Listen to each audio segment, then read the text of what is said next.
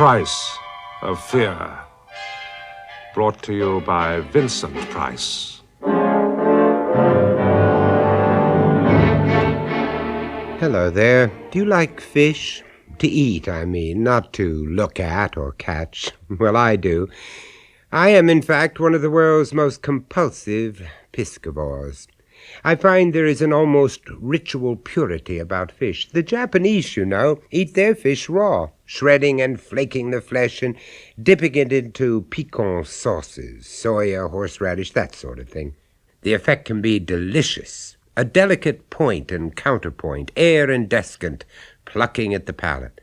The taste can be exquisite, and yet if you should think too hard about those raw, gelatinous strips of fish, you may find the feel of them, the sight of them even, is somehow obscene. But then my attitude in these matters is colored by a most unnerving experience I underwent in Australia.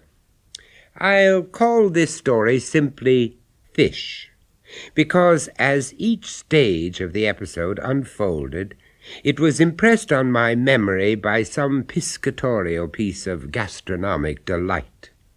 It started in a Sydney restaurant about 5 years ago, with a dozen of the celebrated rock oysters with lemon and cayenne pepper and all the usual trimmings. I was lunching with a young Australian, Greg Rossmark, an aspiring actor who wanted to come to work in London. We were just debating whether another half dozen would be sheer bliss or pure greed, when suddenly... Vincent? It is Vincent, isn't it? Vincent Price? Well, yes. Jane Willemsey? No, I don't suppose you remember. But we did once actually work on a film together. Well, yes, I believe I do remember. It was a long time ago. At Elstree, wasn't it? That's right. I strangled you, didn't I? Oh, what a charming fellow. But I only strangle the nicest people. Sorry, Jane. Let me introduce you to Greg Rossmark. He's also an actor. An eminently unsuccessful one. Hello. How do you do? Won't you join us? No, thank you very much. I must be going. Are you working over here now, Miss Willemsey? In the theatre, I mean? Oh, no. No, the theatre gave me out for dead, right after Vincent strangled me. Well, I can't believe that I was that realistic. Oh, it was probably just symbolic of something or other. Don't you miss it? The theatre? Maybe. But you can't have everything, can you? Sure you won't join us, though. There seems so much we might talk about. No, really I can't. Richard's already waiting at the table, and he's due to start glowering any moment now. Oh, that's a shame. Look, how long are you here for? Oh, just a week or so. I start filming in Hong Kong at the end of the month. Why don't you come over to lunch with us on Sunday? Well, We're only over at Manly, and I'm a much better cook than I ever was an actress. Well... I'd love to come. Oh. Well, very well, then we'll both come. Oh, well, fine. Well, it's number 6, Sandy Avenue. It's right on the beach. You can't miss us. All right, till Sunday, then. Any time after 12? We'll be there. Bye. Bye-bye. Bye. Lovely woman. I do apologize, Vincent. Whatever for? Horning in on your invitation like that, it obviously threw you. Well, I suppose it did. I just wasn't expecting it somehow. No, neither was she. I was trying to stampede you into accepting. Well, you succeeded admirably. I don't see why, though. But I thought that you were going to refuse. Well, would that have been so disastrous? Not to you, maybe, but it might have been to her. But I don't see how it could have been. I haven't seen her for years, and I barely knew her even then. Yes, I know, but there's just something about her. It's, well, it's sort of difficult to put your finger on, but the eyes were out of phase with the voice. All the while she was talking, the eyes looked, well, they looked hunted. Oh, come on, Greg. Don't let your imagination run away with you. Imagination be damned. Imagination. What is imagination? a mental trick. A simple piece of sleight of mind that projects facts into fantasy, or fantasies into fact. Anyway, the following Sunday, Greg picked me up at my hotel and drove us out across the Sydney Harbour Bridge towards the North Shore and Manly. The other day in the restaurant, Vincent, when Jane Willemsey introduced herself, did you really remember her right off, just like that? Yes, she wasn't the sort of woman you'd forget easily, especially after her performance in that film. Was she good? In it, very good. On it, positively scandalous. Are you serious? Oh, yes, quite literally so. She brought the picture to a grinding halt about halfway through the schedule. Lord, how did she manage that? She ran off with the director. Oh, yes, she took off just like that. Left us, her husband, everybody flat and just took off. Believe me, it was no laughing matter. Oh, it couldn't have been. Well, at least it wasn't at that time. We had to get a new director in and a new lady for me to strangle, and we reshot every scene that Jane had been in. Oh, it was an absolute nightmare. And what happened to her, Jane? Well, she just disappeared. They both did. Off the set, out of the business, off the face of the earth, for all I knew. Her husband hired some inquiry agents to find them, and for a few weeks we were all up to our ears in private eyes. I sometimes wonder why he bothered. It could hardly have come as a surprise to him, not with a woman like that. A woman like, what? Well, she was younger then, of course, a lot more arrogant. She seemed to generate a sort of, sexual electricity. She had an almost animal magnetism that could devastate a man. I'll tell you something, Vincent. What? She still got it. I wonder what her husband's like. Well, more important, I wonder if he's a film director. or even an ex-film director. I guess we'll soon find out. We did, and he wasn't a film director. Jane's husband turned out to be a broker on the Sydney Stock Exchange, but even that turned out to be more of a sideline. His real occupation was swimming, surfing, yachting, all the classic activities of the professional outdoor type. Richard was a good outdoor cook, too, and what he could do with an open fire was beyond belief. It's coming on nicely. Won't be long, Vincent. You always eat al fresco like this, Richard? We only make a thing of it at the weekends. Well, I can think of worse ways of passing the time. Erase your back. Right, you're on. Come on. Nice to see Jane enjoying herself so much. God, I'm exhausted. But I'm not surprised. That surf takes it out of you. Especially when you're not used to it. Greg was... Oh, he was teaching me to ride the surf. Yes, I saw. Greg, what's that mark on? What? Where? There on your leg. That's a birthmark. Oh, I'm sorry. It's all right. It's almost a family crest. Oh. It occurs at least once in every generation in our family. What, always in the same place? No, but it's usually on an arm or a leg somewhere, and it's always, but always, the same shape. You What? see? An open rose. Oh, yes. Now you pointed out, it is like a rose. My uncle, my grandfather, theirs were identical. That's extraordinary. How far does that go back? Well, you see, my family's name is Rosmark, and I suppose originally it was Rosemark, but, well, God knows when that started. Yeah. Oh, that really does smell delicious, Richard. It's coming on. What is it inside the tin foil, I mean? It's a whole baked tie. Is that, that fish that looked like a snapper? In fact, it is a snapper, but I always call it tie if I'm doing a Japanese style. There's no great difference anyway. I thought the Japanese always ate their fish raw. This is one case where they don't. It really is very good eating.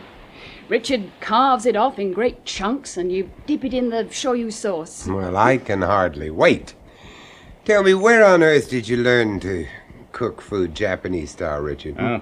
I find any style of cooking absolutely fascinating. We were taught this by a party of Japanese stockbrokers that we took fishing. What sort of fishing? Tuna, barracuda, marlin, if you're lucky. Oh, the big game bit, huh? Richard has his own boat down the coast at Bermagui. We charter it out most of the time, but we reserve a few odd weeks for ourselves. You go fishing, Jane? No. He prefers to stay here. I can imagine. It must be a far cry from Elstree to Bermagui. Don't drag all that up, Rosmark. For Pete's sake. Drag all what up? The theatre, the bright lights, and all that crap.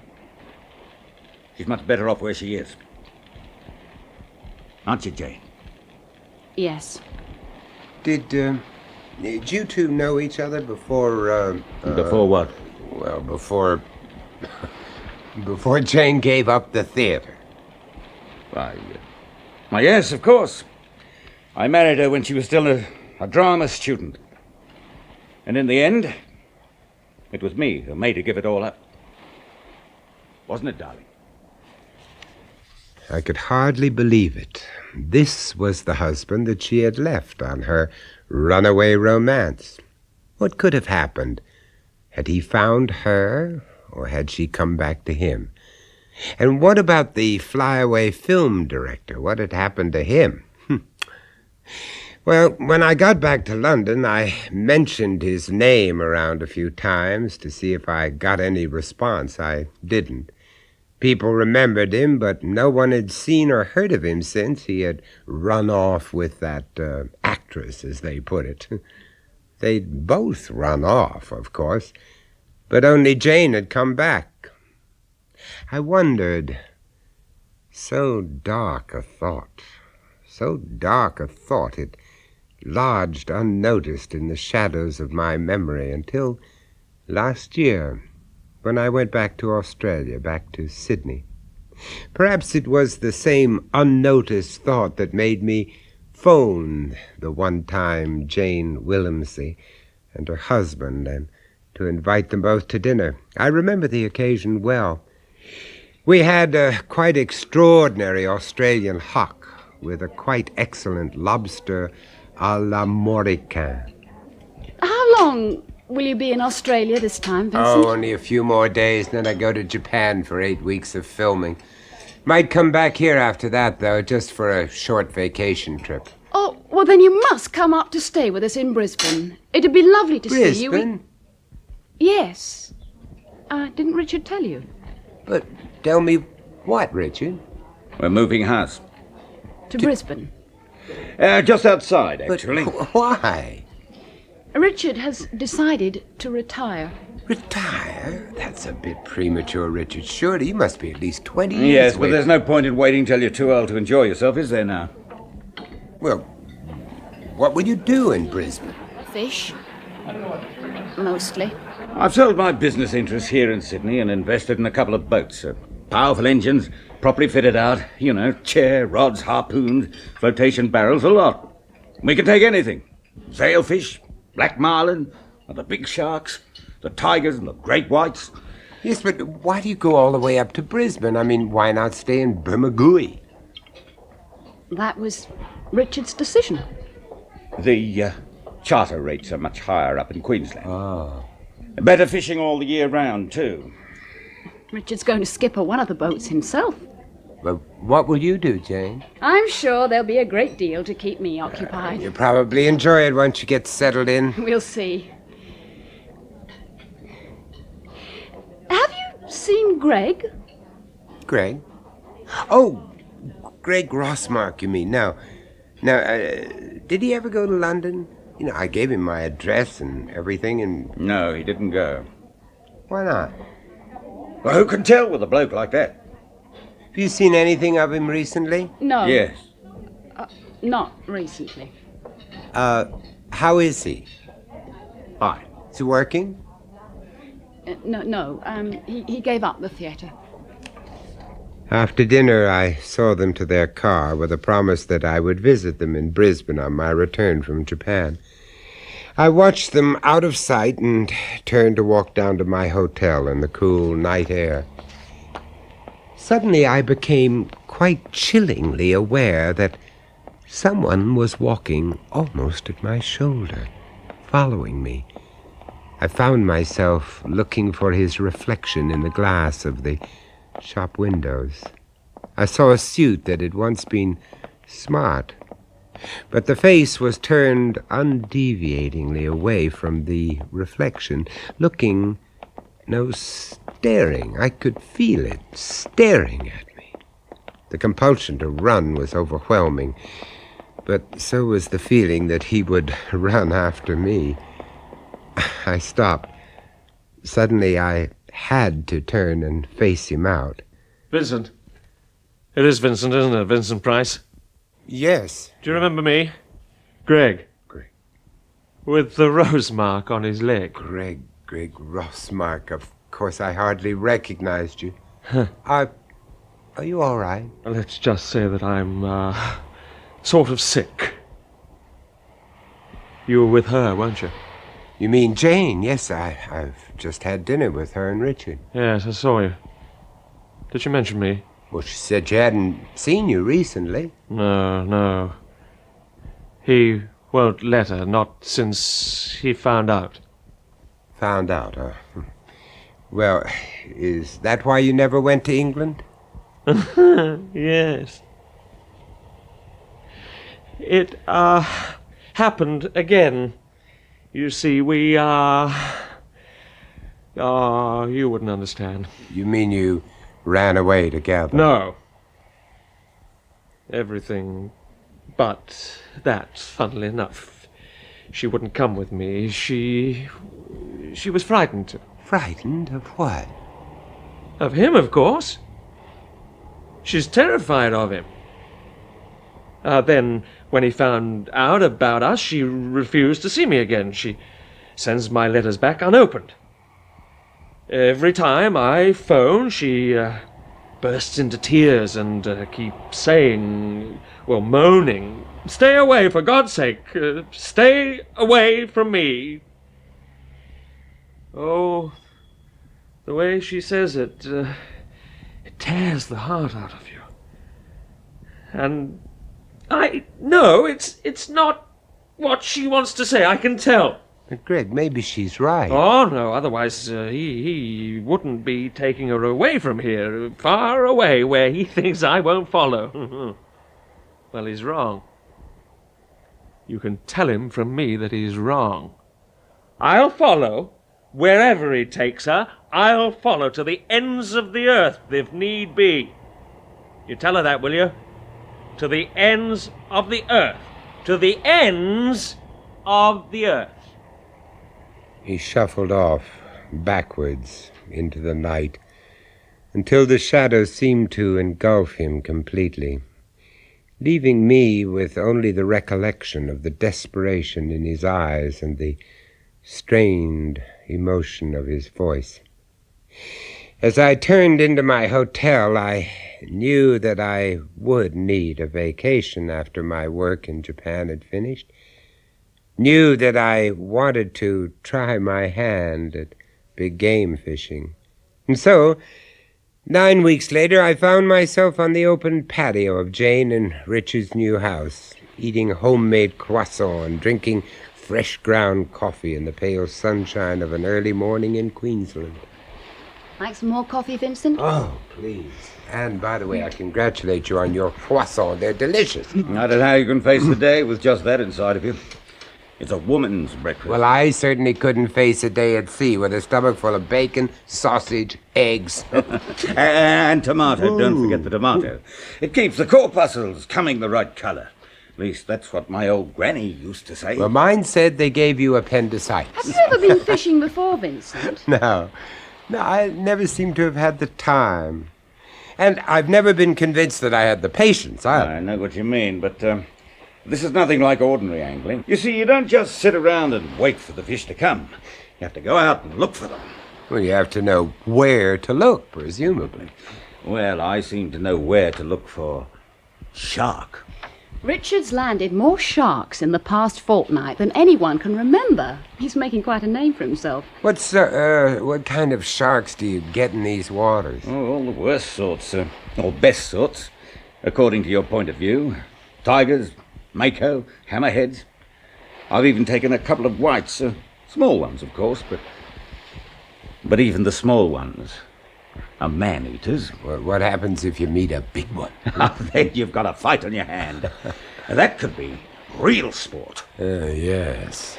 Well, I'll just go and load up the I'll car. give you a hand. Richard will see to it. You finish your coffee in peace. Yeah, you stay put. I know where everything goes.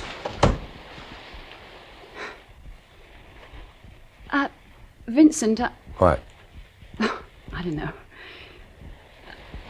I wanted to ask you something. Ask. Have you seen anything of Greg? I saw him that night that I had dinner with you both in Sydney. Not since then. No. Why? Did he say anything about me? Well, he did say he'd follow you. Follow me here? Anywhere. To the ends of the earth. That's what he said. Oh, God, no, not again. What's the matter? He's here. He's in Brisbane. You've seen him? Well, he phoned me. When was that? Nearly 3 weeks ago. And you haven't heard from him since? No. I told him to keep away, to go back to Sydney and forget me. Well, perhaps he did. Do you really think so? Do you? No. Come on, Vincent. Time to get moving. Why didn't you come, Jane? There's only us two fishing. You could try your hand. No, thanks. Anyway, I want to go into town today. What for? Well, you need more socks for a start. And maybe another shirt. Oh. Yeah, okay. Yeah. Drive carefully. I will. Have a good day. You too, Vincent. Have a good day. Have a good week. Have a good year. Have a good life. What does it mean? As if you can wish anything on anyone, or induce even the most marginal change in patterns of events that have been irrevocably precast in the unyielding concrete of too many yesterdays. A good day it was, then, in the sense that the sky was blue and the sun was warm and the swell of the ocean was at its most pacific. Good boat, and a good crew in the shape of Jack, a laconic ex-swagman from the Northern Territories.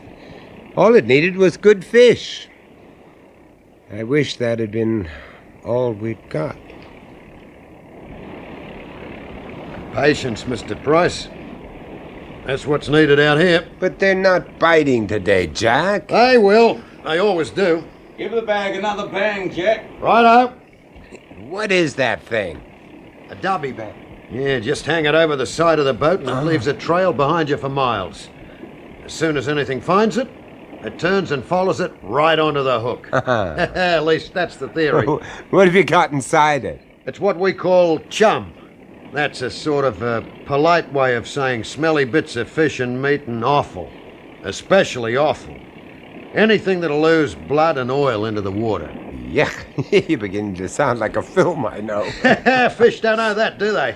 They just follow their noses. Well, I wonder what'll turn up today. Shark. That's all he seems to be interested Well, in. he'll have to take what comes, though, won't he? I mean, he can't pick and choose. Well, he does. At least he seems to. Well, how can he? That's just not possible. You can't just whistle up which fish you want. No, but you can take all the bait fish out of the dubby bag and just leave bloody meat in there. Then what you put into the water is not so much an oil slick as a blood trail. Oh. That'll bring the sharks running. But you know, Jack, I don't understand this obsession of his with sharks. I really don't. You can't say I do. Ah, they're not as good as marlin or sailfish. They don't have the heart. Yeah, but the skipper's set on fighting the big great white. Well, I only hope that's not a death wish. We got a visitor, Jack. What's that? Ah, bigger. Ooh, what is it? Tiger. About 10 foot of him. Oh, Better get into the chair, Mr. yes, Price. sir. There we go. Right. Hurry up! He's circling for the strike. Steady. Yeah? Here he comes. Okay. Now let him run. He's only holding on to it yet. Don't strike until he stops and starts to bite on it. Right. And strike hard and don't stop to pick the daisies. I'll tell you when. Okay. He's slowed. Wait for it. Uh-huh. He's turning.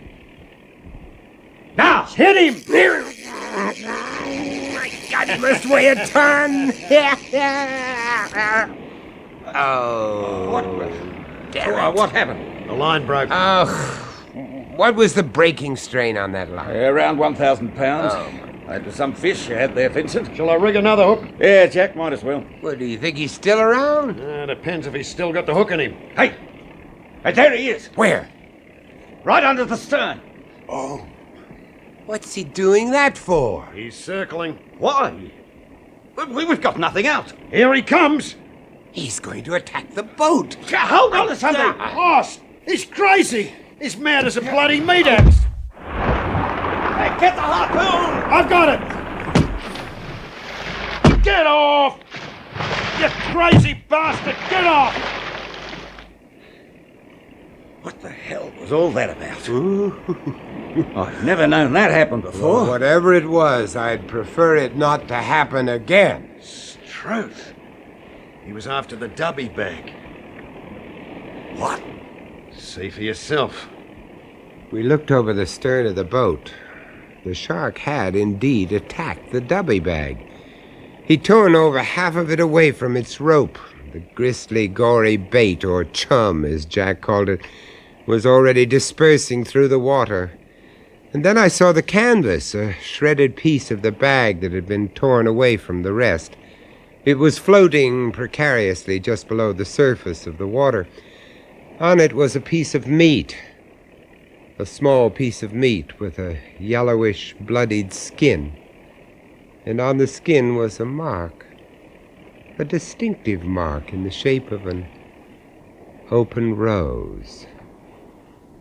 And then the movement of the sea washed it off its canvas raft and committed it forever to the deep. Well, next time you eat fish, you may care to remember this little episode, but I hope it doesn't put you off. I'm still a committed piscivore, with the single exception that I will never eat fish and chips in Australia. Flake and chips, as they call it. It's a great favorite out there, but flake, of course, is shark meat. Goodbye. Bon appetit.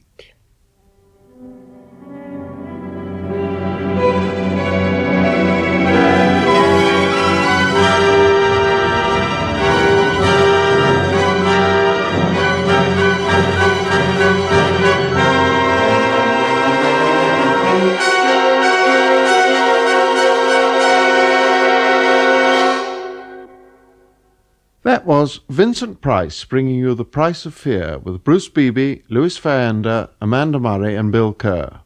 This story, Fish, was first recounted and dramatized by Rennie Basilico and produced by John Dias.